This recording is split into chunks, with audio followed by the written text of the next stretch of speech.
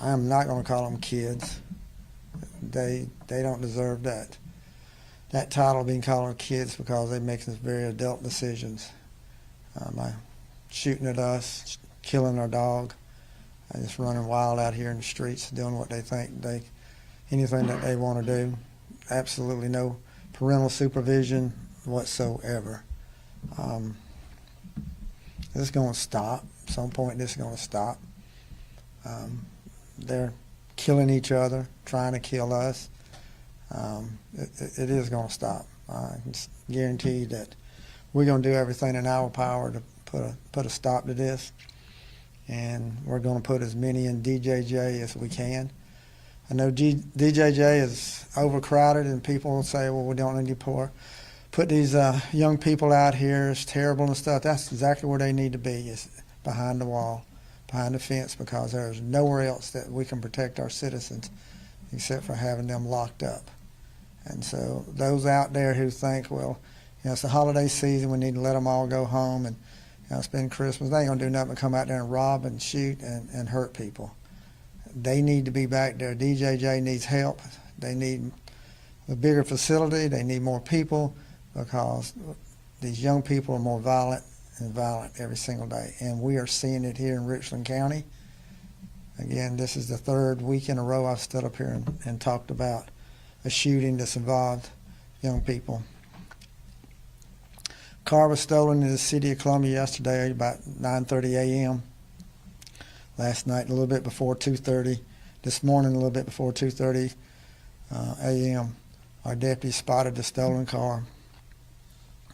Got into a chase with it, used the stop sticks, deflated the tires. The car finally came to a stop in the Greenview community, not far from where we're at right now.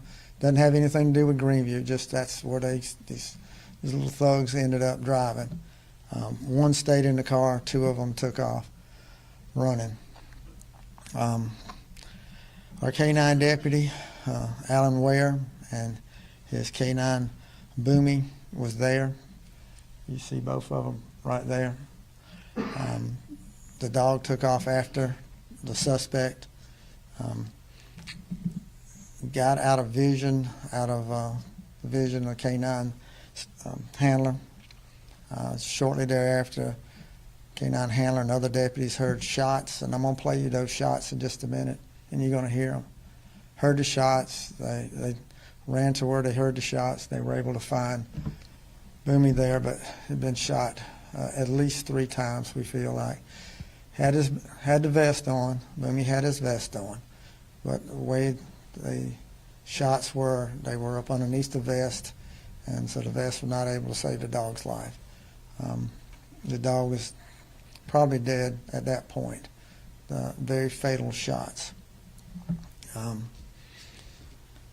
We took the Boomy to the vet anyway to see what we could do. We arrested one 16-year-old at the scene. I want to play you the video.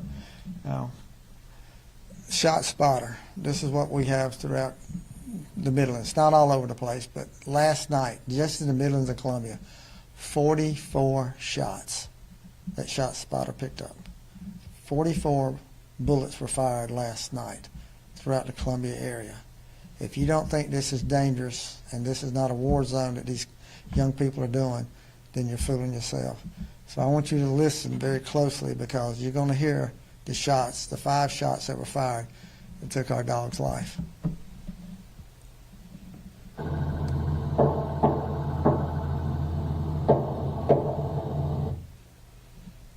Play that one more time.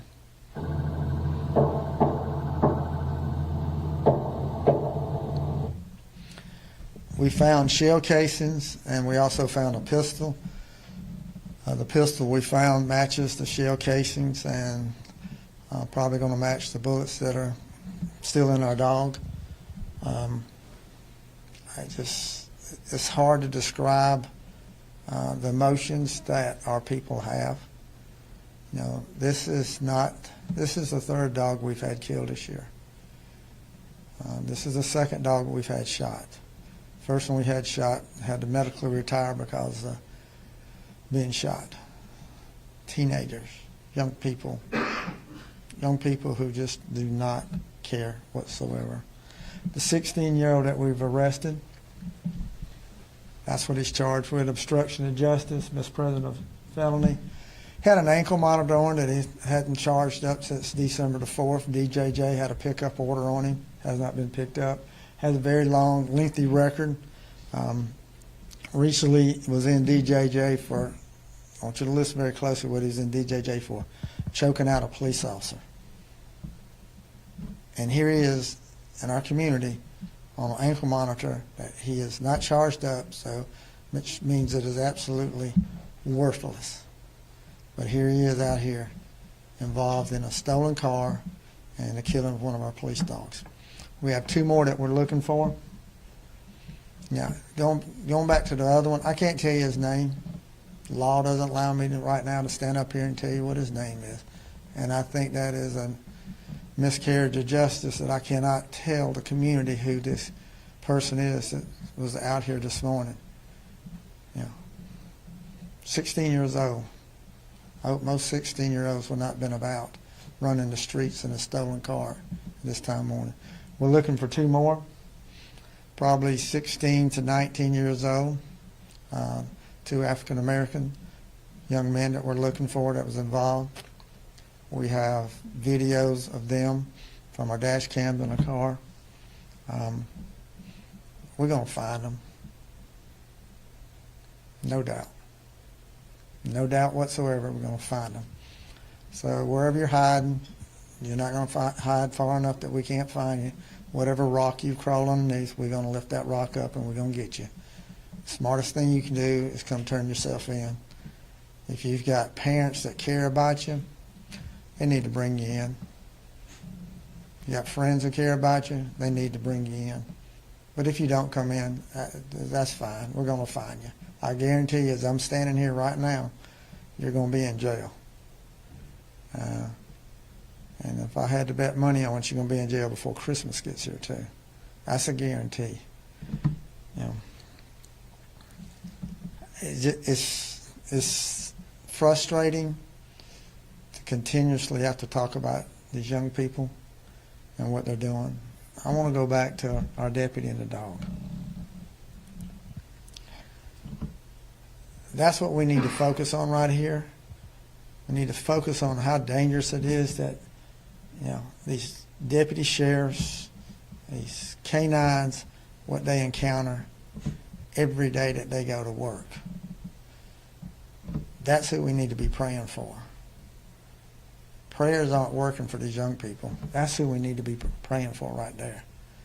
Praying for that. That's not going to happen again. Praying for Deputy Ware and Boomy. Praying for them. That's what we need to do. This community needs to think about them and these other deputies out here who are out here every single day chasing bad guys, because that is our job, is to chase them, and our job is to catch them.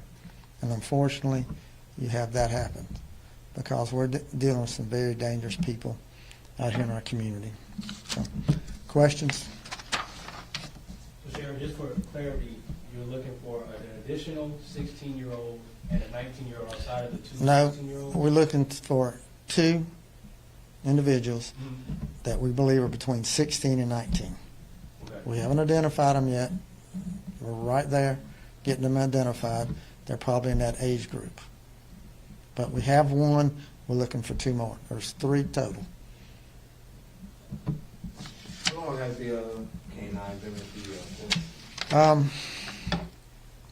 Alan Ware's been with us about 3 months. He's got 5 years in law enforcement. Came to us from another agency where he was canine with Bummy. He brought his canine with him. They've been partners for 2 years. Boomy was a Belgian Malinois, as you see. Just made a great team. Just imagine the bond that they've created between the human and the police dog. And I know, unfortunately, I can't stand here and tell you that when we catch this individual that shot and killed our dog, that he's going to go to jail for a long time because our law doesn't allow that. It's hopefully going to be changed this year. I know that there's been some legislation already pre-filed that's going to increase the penalty for shooting and killing or injuring a canine while they're working. And there's a difference between somebody's pet and a canine that's out here working. I love our pets. We love our pets. We don't want nothing to have our pets. But these dogs right here protecting the community, they are a little bit different, and they should be treated differently. And hopefully this bill thing. This past year, we've had 3 killed. Sled's had 2 killed. That's 5 dogs that we've lost in the line of duty. We lost another one because it got shot and medically can't work anymore. That's what we're dealing with every single day. So what number are we at right now, Sheriff, as far as juvenile shootings for the year? Oh, I have no clue, but that's probably the majority of our shootings, the majority of our victims. I think last press conference I said our average age of majority of our shooters and victims are probably 21 and less. So that's where we see the problem. You know, our murders are down from last year. We've solved every one of them, but this is still the young people out here with guns and what they're doing. You know, 2 weeks ago, stood up here and talked about 2 15-year-olds who were shooting at our deputy. Showed the video of that. Last week, stood up here and talked about 2 14-year-olds who shot and killed 2 15-year-olds in separate shootings. It doesn't. The picture's clear. The picture is very clear. The age group that we're having the problems with. We need to get our head out of the sand, and that is our community needs to get their head out of the sand and realize that, you know, we have a lot of good kids in our community, but we've got a few that are like these up here that we talked about in the last few weeks. They need to be locked up, and that's where they need to stay. So, Go ahead. For clarity purposes, the 16-year-old fled, the one that got arrested, did he flee or was he the one that stayed in the car? Our deputies were on him quick enough that one of the deputies was able to get him before he got out of the car. At gunpoint, they were able to hold him. So we captured him. The other 2 were able to jump out of the car and run away. That's the 2 that we're still looking for. One of those is the one who shot our dog. I have to, first, like, where was Boomy shot at? Are you able to share that? And then the second, how much more is this costing the sheriff's department when you have lost 3 dogs in 3 weeks from them? Boomy was shot in the chest, and it was pretty much instant that he was killed almost instantly. How much it cost us, I don't know. Boomy cost us $13,000 just to purchase the dog. That doesn't go to the training. I don't put a figure on that. I mean, these dogs are no different than our human deputies, so there's not a dollar amount that we can put on them. But you know, they're highly trained dogs, and that's why we're the best. That's why they're the best. That's why you're seeing we've got probably the largest canine unit than anybody in this state, and we're very active. We have 2 dogs on duty all the time, 24/7. 2 dogs are out, and they're active with what all we've got going on in the Columbia area. And it's not just what's out in the county. We'll assist the city, Forest Acres, everybody. We assist everybody. You know, our job is to catch bad guys, and that's what we're going to do. Sheriff, one question I want to circle back to. You know, you talked about the age range and not calling these offenders kids anymore. Is that something that you feel like we need to revisit as legislation as well? The last legislation raised the age of a juvenile. It used to be you became an adult, lies of the law at 17, and raised it to 18. So we went the opposite direction. Legislation won't hurt. I think parenting will help the most. Where's the parents of these 16-year-olds, these 15-year-olds, these 14-year-olds? Where's the parents? I venture to say every one of y'all standing in this room today, when you were 14, 15, 16 years old, that you wasn't out at 2, 3, 4 o'clock in the morning in a stolen car. That's what these young people are doing today. It's different. It's different. And we need to look at it a lot differently than what we've been doing. If not, we're gonna continue to have me stand here and put something like that up. Can you talk a little bit about if there's this counseling between the bond of the deputy and the canine that once he loses his partner essentially? Or how does that go? That's very emotional. I mean, we've got to deal with the emotions of that handler. That's his partner. They're together 24/7 because when they're working together, 12-hour shift they work, then when they get off, the dog goes home. At that point, the dog transitions from being a working dog to basically a pet, but it's at home.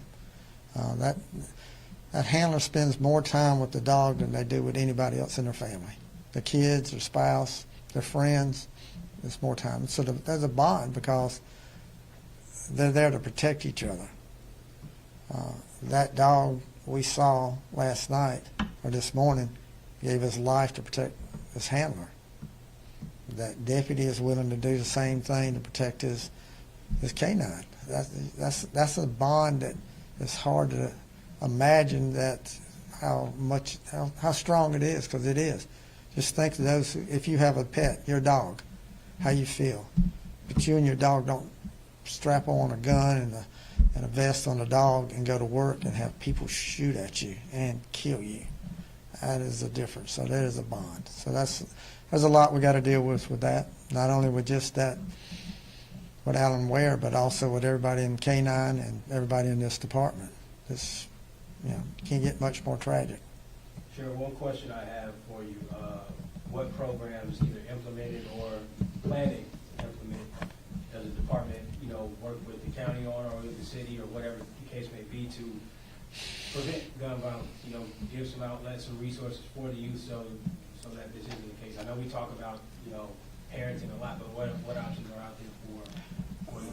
We got a whole youth services division. That's all they do is work with young people, help parents with parent support groups, help kids understand how to make good decisions and get on the right path. Our DARE program, we have lots of programs. So the programs are there. What I'm talking about right now is locking these people up. That's what we're going to do. The programs are there, but you got to want those programs. Look at this 16-year-old. His lengthy record that he's got. How many chances he's already had out on an ankle monitor that he's not charging up, not working, and he's running the streets. So, yes, we have the programs. The programs there, lots of programs. But you got to have a parent that wants to be involved enough to get you involved in that program. Then you have a young person who's willing to accept what he or she is being taught in that program. You have that. We've got that. Plenty of that. But we're also going to have you locking them up too when they do something like they did this morning. They need to go to jail, and that's the safest place for this community for them to be is behind a wall or fence or bars or whatever it is, and we're going to put them there. Whatever happens to them after we lock them up, it's out of our control. But we're going to find them and we're going to arrest them. What about parents? I wish I could lock parents up. It's not a law to be a bad parent. And I think that's a problem. Holding parents accountable needs to be done. And me standing up here talking about it today, I hope it's hitting some parents where it needs to hit them, because they need to step up and be parents. If not, then I'm going to be talking about your child that's been killed, or your child is going to jail because they're out here at 3 or 4 o'clock in the morning with guns and stolen cars. So take it home. Let it hit home. All right. Thank you.